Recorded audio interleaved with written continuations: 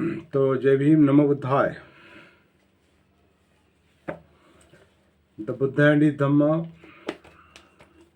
Book 3, part 1, उसका तीसरा chapter. आज हम थोड़ा अंग्रेजी पढ़कर हिंदी में पढ़ते हैं। थोड़ा शुरू में ये आवश्यक है।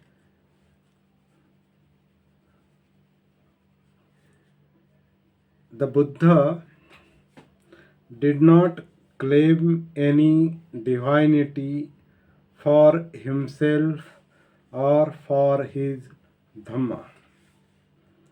It was discovered by man for man. It was not a revelation. तो इस तरह का क्लियर टाइटल है। तभी इसमें भी अनुवाद में बहुत कुछ एडलेस हुआ है और शुरू से ही बुद्ध के पीछे भगवान लगाया है बंते जी ने, और कई सारे लोग लगाते हैं। बाबा साहब ने यहाँ दी बुद्ध जो कहा है, तो शुरू से ही बंते जी ने यहाँ भगवान बुद्ध और उनका धर्म टाइटल ही उस तरह का दिया है, भगवान बुद्ध और उनका धर्म।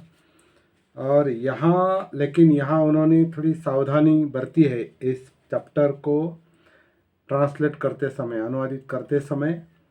यहाँ उन्होंने थोड़ी सावधानी बरती है क्योंकि ये टाइटल ही उस तरीके का है। इस चैप्टर का बुक 3 के पार्ट 1 के तीसरे चैप्टर का ये टाइटल ही उस तरीके का है कि वो वहाँ भगवान लिख ही नहीं सके। तो यही शुरू से ही चाहिए था, लेकिन अभी यहाँ पर उनको वो दी बुद्ध का अनुवाद उन्होंने बुद्ध ही किया है, भगवान बुद्ध नहीं किया। क्योंकि इसमें इस टाइटल में जो बताया है कि Buddha did not claim any divinity for himself. Buddha ने अपने आप के बारे में ईश्वरीय होने का, डिवाइनिटी ईश्वरीय होने का या उनके धम्म के बारे में, अपने बारे में या धम्म के बारे में ईश्वरीय होने का दावा नहीं किया है। It was discovered by man for man. वो एक मनुष्य का दूसरे मनुष्य के लिए एक अनुसंधान था, एक डिस्कवरी थी। It was not a revelation. वो कोई ईश्वरीय संदेश नहीं था। इस तरह का इस टाइटल का मतलब होता है। यहाँ बंते जी ने जो उसका ये किया है, अनुवाद किया है, वो थोड़ा मिसगाइडिंग लगता है। बुद्ध ने यहाँ भगवान शब्द इस्तेमाल नहीं किया। बुद्ध ने अपने शासन के लिए, मतलब यहाँ क्लियरली धम्म कहा है तो ठीक है। बुद्ध ने अपने शासन के लिए किसी प्रकार की अपौरुषेयता का दावा नहीं किया।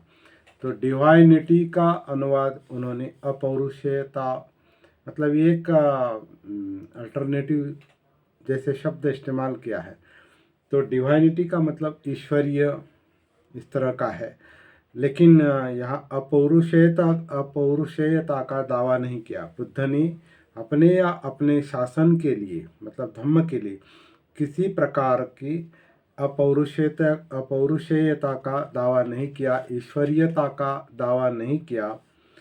उनका धर्म, बाबा साहब ने यहाँ स्पष्ट कहा है धम्म, उन्होंने कहा है उनका धर्म मनुष्यों के लिए एक मनुष्य द्वारा आविष्कृत धर्म था। एक मनुष्य के लिए एक मनुष्य द्वारा आविष्कृत धर्म था। यह अपौरुषेय नहीं था। तो रिविलेशन का अपौरुषेय, ये वैकल्पिक शब्द का प्रयोग यहाँ किया है। तो रिविलेशन का मतलब अपौरुषेय नहीं है। तो इस तरह का कभी कभी अनुवाद के बारे में थोड़ी सावधानता बरतनी पड़ती है, ताकि बाबा साहब के जो मूल विचार है वो मूल विचार समझ में आए। उन्हें क्या कहना, उन्होंने जानबूझकर जो शब्द इस्तेमाल किए हैं अनुवाद में उसी तरह के होने चाहिए। अगर नहीं होते तो हम बाबा साहब के प्रति ऑनेस्टली पेश नहीं आते, ऐसा उसका मतलब है।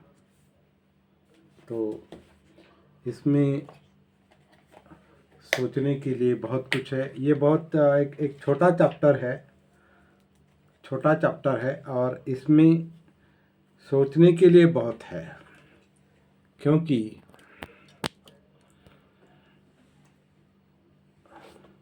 इस तरह का विचार बाबा साहब ने 1950 में भी रखा था, Buddha and future of his religion.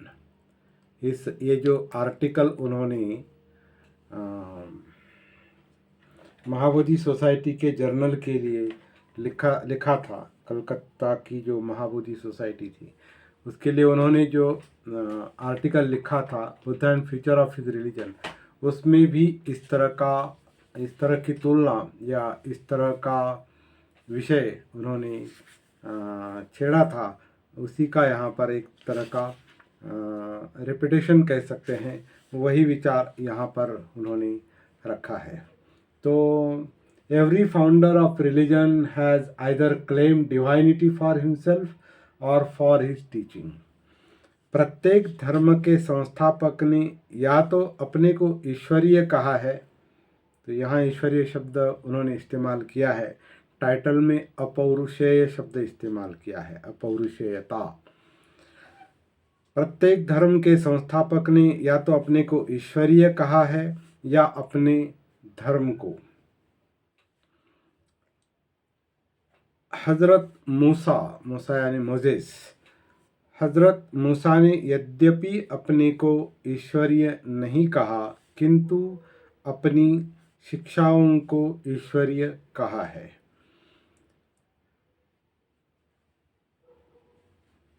एक बात थोड़ा क्लियर करना हम यहाँ पर भूल गए कि बुद्ध ने अपने धम्म के लिए किसी प्रकार की पौरुषेयता का दावा नहीं किया। यहाँ बुद्ध के पीछे भगवान अगर शब्द लगाते बनते जी, तो यहाँ डिवाइनिटी का फिर कोई मतलब नहीं रहता। मतलब बाबा साहब ये भी कहना चाहते हैं कि बुद्ध के पीछे भगवानत्व या भगवान का ये भगवान लिखना या उनका भगवानत्व दिखा देना, डिवाइनिटी ईश्वरीयता ईश्वरत्व बताना, ये बुद्ध की शिक्षा के एक तरह से विपरीत है।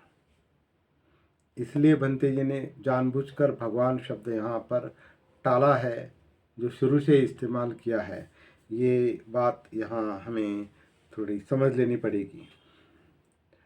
हजरत मूसा ने यद्यपि अपने को ईश्वरीय नहीं कहा किंतु अपनी शिक्षाओं को ईश्वरीय कहा है। उसने अपने अनुयायियों को कहा कि यदि उन्हें क्षीर और मधु यानी दूध और मधु के मुल्क को पहुंचना है, मुल्क में पहुंचना है, क्षीर और मधु के मुल्क में पहुंचना है, तो उन्हें उन शिक्षाओं को स्वीकार करना पड़ेगा क्योंकि वे ईश्वरीय है। ईसा ने अपने ईश्वरीय होने का दावा किया। उसने दावा किया कि वह ईश्वर पुत्र था। स्वाभाविक तौर पर उसकी शिक्षाएं भी ईश्वरीय हो गई। कृष्ण ने तो अपने आप को ईश्वर ही कहा और अपनी शिक्षाओं को भगवान का वचन कहा। तो इसका जो संदर्भ है वो भगवत गीता से है, ऐसा भंते जी ने यहाँ पर फुटनोट दिया है। बहुत अच्छा काम किया है। तो ये जो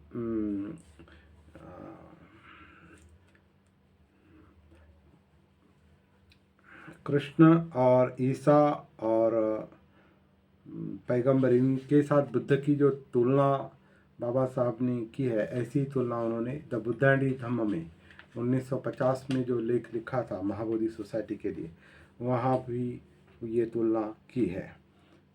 तो पांचवा मुद्दा, अगला मुद्दा है, तथागत ने न अपने लिए न अपने धम्म शासन के लिए कोई ऐसा दावा किया है, मतलब ईश्वरीयता का दावा नहीं किया है। उनका दावा इतना ही था कि वे भी बहुत से मनुष्यों में से एक, और उनका संदेश एक आदमी द्वारा दूसरे को दिया गया संदेश है। He claimed that he was one of the many human beings, and his message to the people was the message of man to man. उनका दावा इतना ही था, आगे कहा है, उनका दावा इतना ही था कि जहाँ तक उन्होंने समझा है, उनका पथ मार्ग मुक्ति का सत्य मार्ग है। The only claim he made was that his message was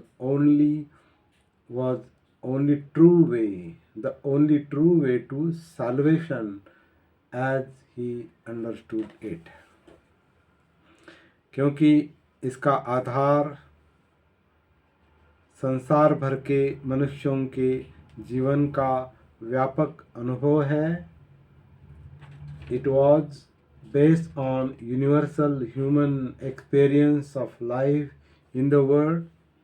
उन्होंने कहा है, बुद्ध ने कहा कि हर किसी को इस बात की स्वतंत्रता है कि वह इसके बारे में प्रश्न पूछें, परीक्षण करें और देखें कि यह सन्मार्ग है या नहीं।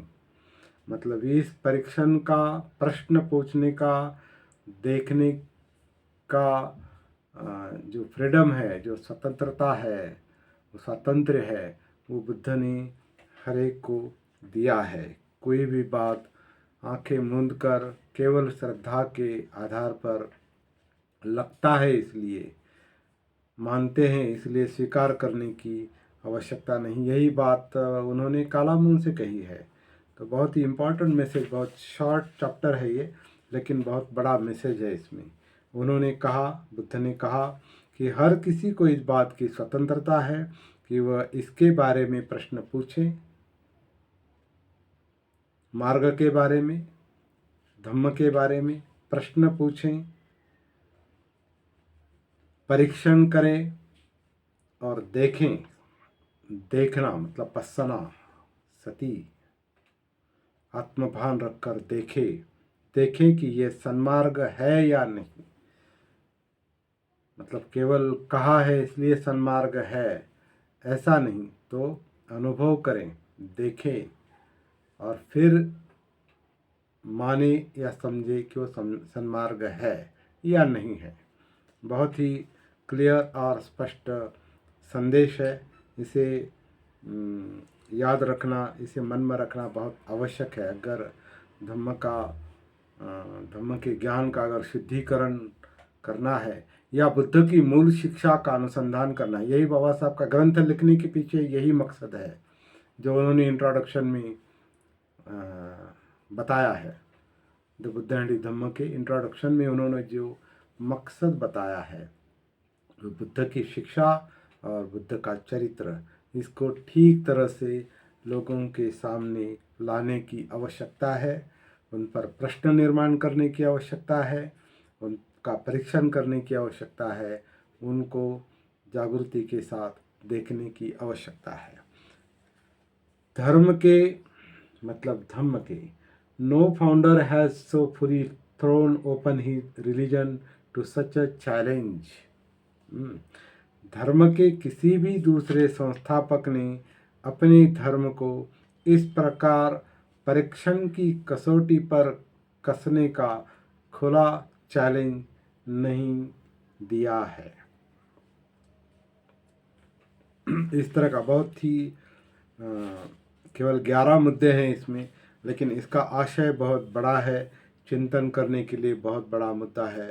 और स्वतंत्रता पर, स्वतंत्र रूप से सोचने के लिए, देखने के लिए बाबा साहब ने भी हमें प्रवृत्त किया है कि वो काम होना चाहिए। इसलिए इस ग्रंथ का अभ्यास, चिंतन और चर्चा करना हमें आवश्यक लगा इसलिए ये काम चल रहा है। आज के लिए मेरे ख्याल से इतना ही काफ़ी है। सोचने के लिए कई सारे मुद्दे हैं। सबको धन्यवाद यहाँ पर जो लोग उपस्थित है। अनिल गायकवाड़, राजरत्न बहादुरे और यशवंत दिवसे, प्रशांत बोरकर, उमेश बालधरे वगैरह वगैरह जो लोग इसे देख रहे हैं उन सबको धन्यवाद देता हूँ और कल मिलते हैं। जय भीम, नमो बुद्धाय।